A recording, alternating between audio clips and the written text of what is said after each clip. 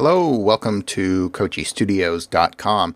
This is Richard Koci Hernandez, and I am back again with another video podcast / tutorial.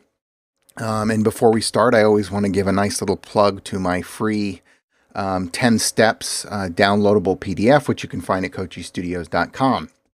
Let's go ahead and get started. This is about the power of saying yes. And this little podcast idea came to me after rereading a very inspirational article on the internet, which I'll share with you in this podcast and you'll find below in the links. And it really inspired me to always remember to say yes. Say yes to personal projects. Say yes to opportunities that come. And the more I say yes to things, even if they're a little crazy, they always end up being very enlightening, and I just grow a tremendous amount after saying yes to projects. So what I wanted to do today was share a little behind the scenes about a project, several projects that I recently finished and worked on, and give you a few tips and tricks in there, and just a little bit behind the process of what I did to complete these projects, kind of my workflow, and also just talk about the benefits of saying yes. You guys know I'm a stickler for personal projects, and I'm really just trying to practice what I preach. So personal project, yes, please. And what was that personal project? Well, for me, it was creating one video. I didn't know how long the video would be. It was generally ended up being around 2 to 3 minutes. One video a week for 10 weeks. And that was a personal project I gave myself. And I'm going to talk a little bit about what that project was, show you the timeline, talk a little bit about how I built it. And, you know, for me, it was really about thinking about this idea, which I've often thought about. I can't remember exactly where this kind of got into my mind, if you will. But there was this idea that I came across about deciding using sports, and in some sense, I'm using bullfighting here. It can be football or any other major contact sport, but it's really about the idea of, if you were in this situation, where would you feel most comfortable? Do you want to be down in the ring? You want to be the matador? Do you want to be the football player down in the field? Or do you want to be in the stands? And I'm not making a judgment. I don't think either, one is better than the other. But I've always known that I want to be in the ring. I want to be down on the field. I'm not comfortable as a creator being in the stands or being in the sidelines. It's a very comfortable place to be up in the stands. But once you realize where you are, and I realize that I want to be in the ring, my expectations about my creative process and what happens in my work completely changes. And this is what I mean. I mean, if you're the matador, if you're the quarterback, you're going to have to expect to take a few hits, right? Take a few blows, and you have to expect that. You have to expect a failure more often if you're down on the field competing than if you're just in the stands comfortably watching. And for me, that's always been a very powerful idea, to realize that if I expect to be down on the field and playing, I'm going to get sacked every now and then. I'm going to get, hopefully just mildly gored by the bull every now and then. But you've got to expect that. You got to expect to kind of take a few hits. And so with that, I always go into saying yes to projects, knowing that the level of failure is going to be fairly high. But what I'm going to learn ultimately, whether I succeed or fail, is going to help me the next time I step back into the ring or the next time I take a project. So kind of wanted to share that inner dialogue that I have with myself about taking on new projects. This is kind of a roundabout way of getting to what I want to say. And yes, this is scary stuff when you decide to do one video a week for 10 weeks or produce anything. I mean, I always think it's scary taking the first leap of any project, personal or not. And it makes me think about this idea of fear and being scared. And of course, my inner geek is coming out. But, you always go back to the great sages when looking for inspiration. And I think this is a great example of what I'm trying to talk about right now. I won't fail you. I'm not afraid. You will be. You will be. Isn't the puppet Yoda so much better than the CGI one? Anyway, come back. Fear is part of the process. And if you're not afraid, you should be, or you will be, right? So just accept that, right? I accept as a creator, I accept as somebody who's going to create things that I'm going to be down on the field and I'm going to get roughed up a bit and I'm going to be afraid. Those are things I expect. Those are my expectations in terms of starting every project. And the other thing I do when starting a project, and I encourage you to do this, is tell everybody. Let everybody know what you're doing.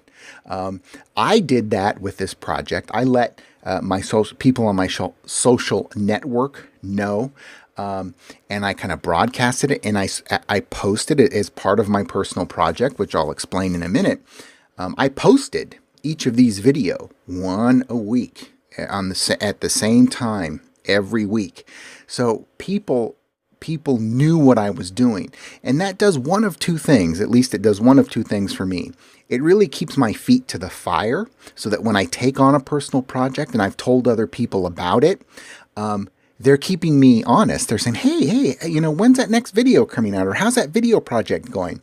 And the last thing I want to do, and most of us want to do, is disappoint people. And I stopped doing it. I got tired of it.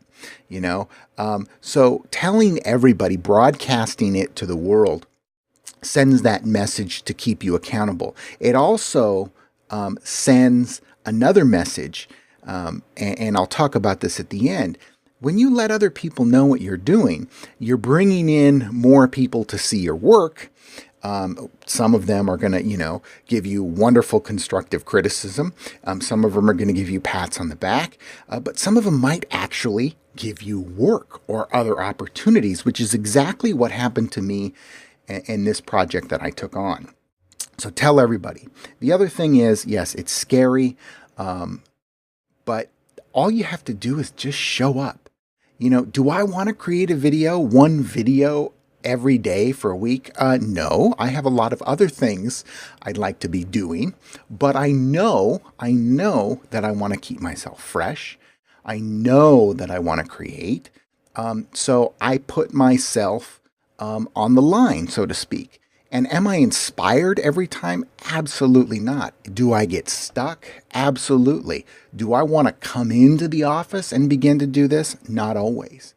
But sometimes just showing up, sitting down, shutting up, turning off my mind and just getting to work, just putting some stuff on the timeline, just throwing some stuff really, really helps me get going. So just showing up is a good thing. And also the reason I took on the project, which I myself offered to do, was the idea of refining. The best artists, any creative process is something that you iterate on. It's not just, here's one video, I'm done, I'm going to move on to the next thing. Or here's one logo. Hey, isn't this great? Let's do the next thing. Hey, here's a black square. Oh, great. Well, what else can that square be?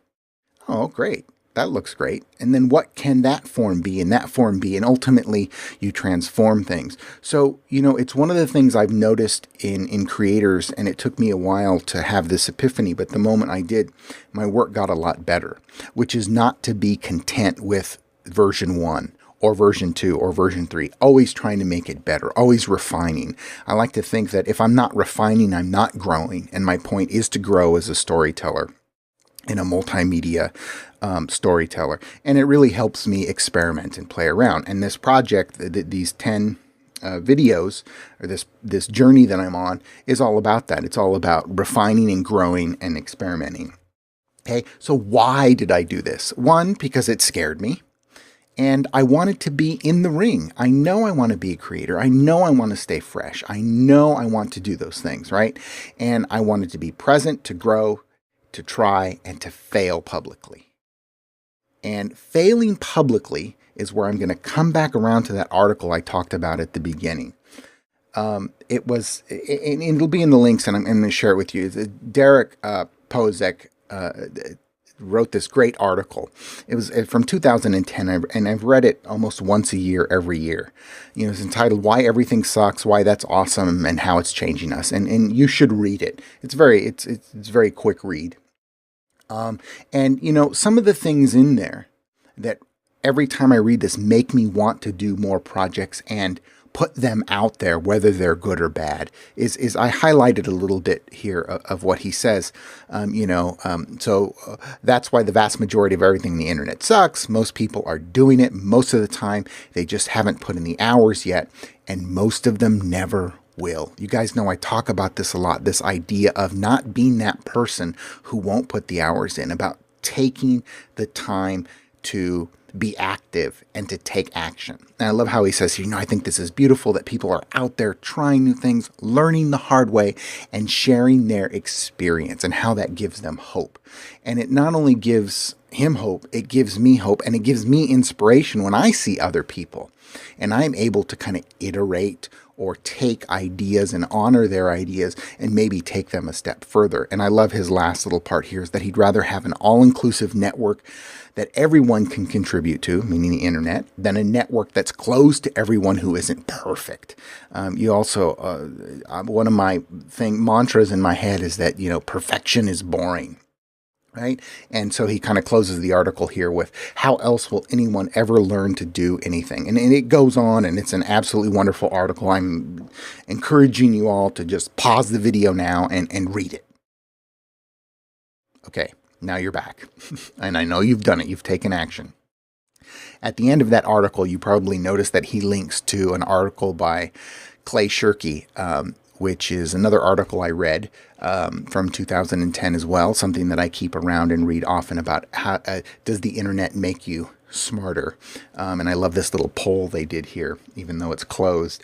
But this idea of this kind of general failing creating in public. And so I encourage you to read that one as well. But here we are. I'm now going to talk about the actual project. This is a really wonderful mobile photo group called Tiny Collective. They're a boutique mobile phone collective of some really great inspirational artists. And I was on a conference call, and we were working on a project, and this is when it hit me, the idea of making a promo video for each artist in the collective. And I thought, gosh, I could do that. It would be inspirational, it would be fun, and it would be great promotion for what an upcoming event that they were going to have. And so I just put it out there to them. I said, well, what if I make, one promo video a week of everybody, and we can roll them out every week? And, they agreed, the artist agreed.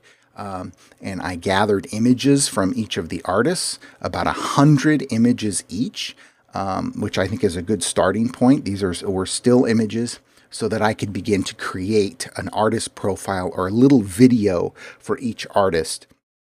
so that they could post it on the website. And then I sent them a list of questions via a Google Doc so that they could give me their answers in audio form, and I could incorporate their voice, their answers to these questions, and their images into what would essentially be an audio slideshow. And I took this on because, I mean, I've given you all the reasons, but I wanted to practice. I wanted to play around. And also, I absolutely love still photography. It's my background. It's my passion. And specifically, mobile photography and Instagram and all of those good things. So it was also a way for me to learn about the work of other artists that I admired. So like I said, I got the images. And this is what I did. For an entire week, I lived with a set of images from whatever artist I was going to profile. And I would print those images out. And I would look at those images daily. And before I went to bed, I'd have a look at those images. And I'd listen to the audio that they sent me. And what I was really trying to do was potentially, in a very artistic way, try and grab from them some sense of who they were, who they are as an artist, what their passions are in terms of what they capture, and just kind of let it sink in. And then I did what I always do. I started writing notes, and I always draw this little well. I don't know whether it looks like a well or not, but the kind of well where in the old days you'd go down and you dip and get some water and bring it up.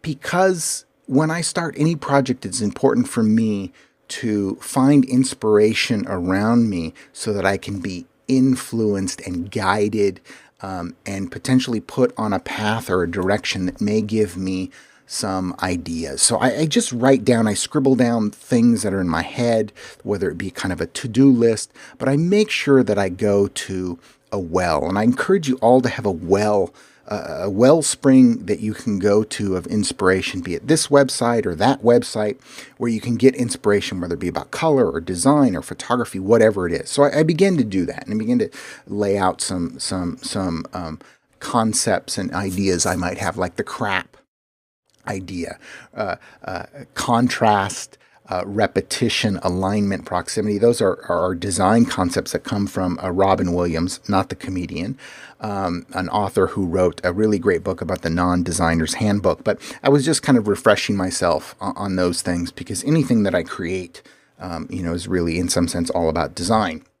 And then I started scribbling some ideas. Nobody said I was, this was high art, just about, this could happen, then maybe this happened. And, so just thinking about things and putting them down on paper really gets my mind and the process going, whether it's just scribbles here or not. And then I always look around me for all of the inspiration that I've surrounded myself with. And we all do it all the time. We have books, we have all kinds of things. And in this picture here, you'll notice there's an old box. It's actually a box that real film gets delivered to me in when I do shoot film. And I was just noticing all the little squares and just this kind of mosaic design there. There's a lot of photography books and thinking about old analog Polaroid cameras and Viewmasters and all this stuff.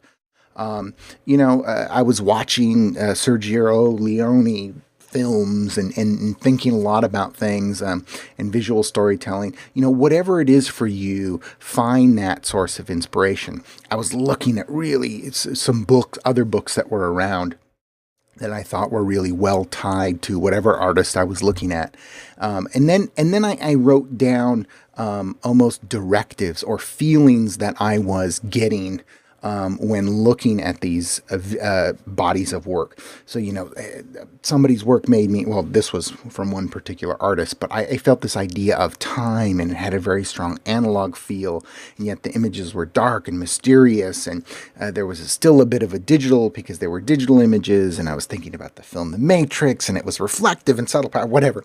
But these things really get me going. I think some of the best stuff is created with intent.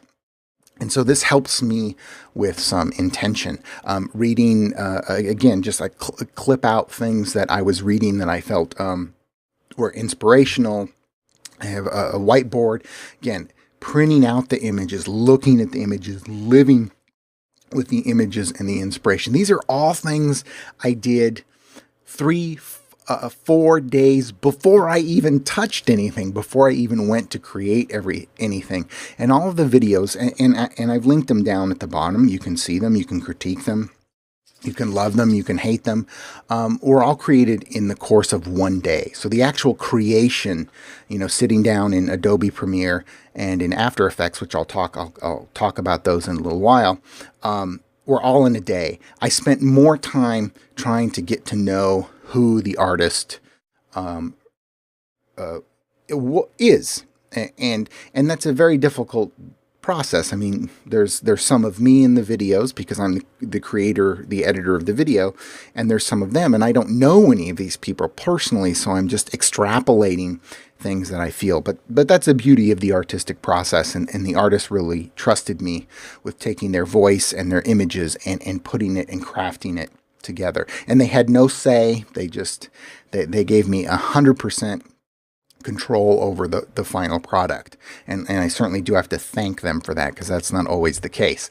Then, I a few more sketches, and then ultimately I would go I work in Adobe Premiere and in Adobe After Effects. So when you see these, those are the two things that are the two programs I work in. I'm going to cut away right now and get into look at my Premiere timeline and just talk about a few things. It's pretty straightforward stuff, but once you look at these, I'm not going to play any of them for you. They're down there for you to see. But I just wanted to point you in a few directions. You may be looking at something. I remember I looked at pieces when I was first learning, going, where did they get that? Where's that music from? Where did they find music? Oh, look they used this archival footage. Where did that come from? Oh, that motion looks really good. How the hell did they do that? So I'm going to, basically those three things, I'm going to break down a few of those things and let you know exactly where I get these things from. And the reason I do that, I think it's great, because the moment I give away my knowledge and sources, it forces me to find new ones. And I love that. And I encourage you all to not be stingy, about your sources. And, you're building upon things you've learned. And I always think it's great to give back, which is really why I'm here. So let's cut all the mumbo jumbo and let's get right into looking at Premiere.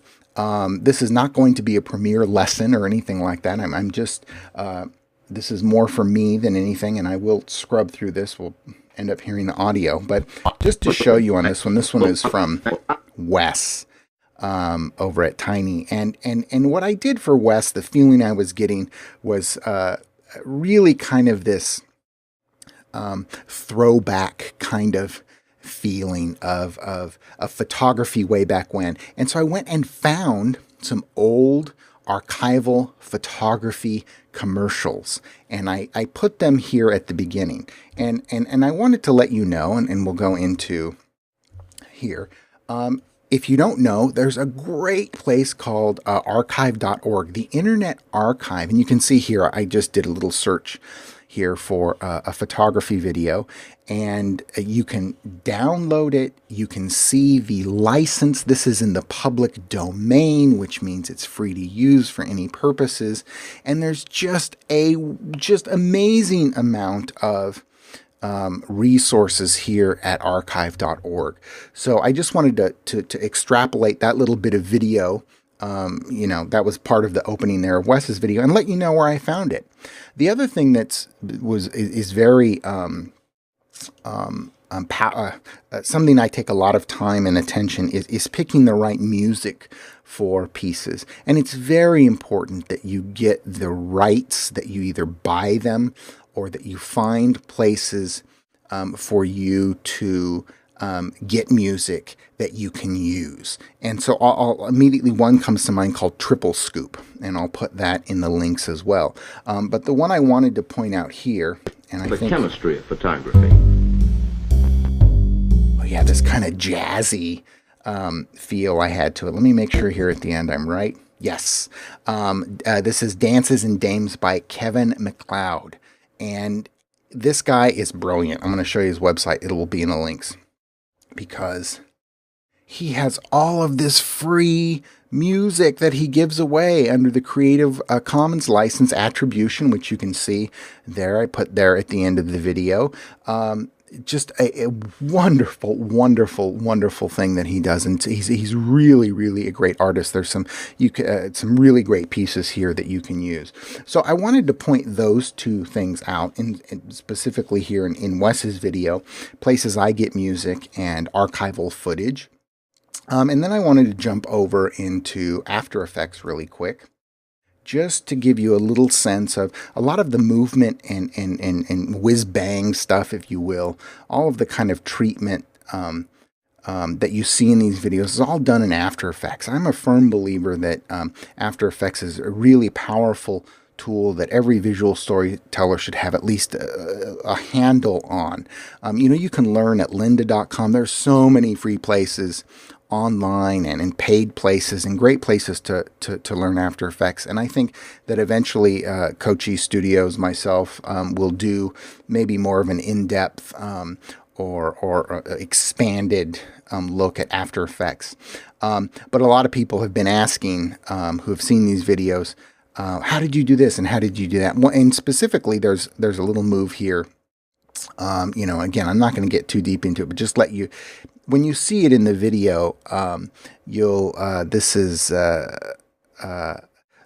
meant to look kind of like an old ViewMaster, and when you see it in the finished video, you'll see what I mean. It looks a little bit more like this as they play. But done in After Effects. So all of the other moves and kind of stuff you'll see in the videos, all done in After Effects. Really great program to think about learning. Not that difficult. And here's another little secret I kind of wanted to bring up and talk about, is that there are some great, like Flux VFX, royalty-free After Effects templates. Here's some great infographic stuff, which I think it can be really wonderful. And knowing just an intermediate amount of After Effects coupled with some royalty-free templates like this one here, you can do a lot of damage, and I mean that in a good way. Templates have a lot of the moves, a lot of things that might take you hours to do already done for you, and you're able just to put in your own content.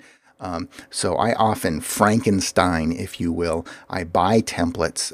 I may buy the financial infographics template for one move in particular, maybe on the map. Let's say they do something cool with the map here, and the map unfolds. Well, instead of spending hours trying to figure out how they made this map unfold, I'll just buy this. I'll take that part of the project and incorporate it into my own project. And finally, I want to just end up this little podcast here with letting you know, as I talked about telling everyone and doing personal projects, and how for me my experience has been by putting that out there and letting people know what I'm doing. Not only do I get leads and contacts from that, oftentimes that better my stories, because somebody goes, "Oh, you're doing a project on X. Well, I happen to know, X," and a lot of the stars line up that way. But because of this personal project I did in making these artistic profiles for Tiny Collective, something recently happened because of projecting, what I'm doing out there to the world. I did a video. Right, a job to, from personal project to real projects, to make a little 1.5 minute intro for an absolutely wonderful, right up my alley, new website called Out of the Phone. And not only was I able to do this video for them, they actually asked me to be the first featured artist in terms of printing a book. They took all of my digital images and put them in a book. But because I transmitted it out there, and I'm repeating myself a million times here, some great things happened. And so I encourage you to not only do personal projects, not only fail in public and take the hits if you want to be in the game, to take action, but to know that there's always something out there, some potential for you to reap benefits from all of this hard work. So that's the end of this little video podcast. I hope you enjoyed it, and We will see you on the other side next week with another podcast. Thanks.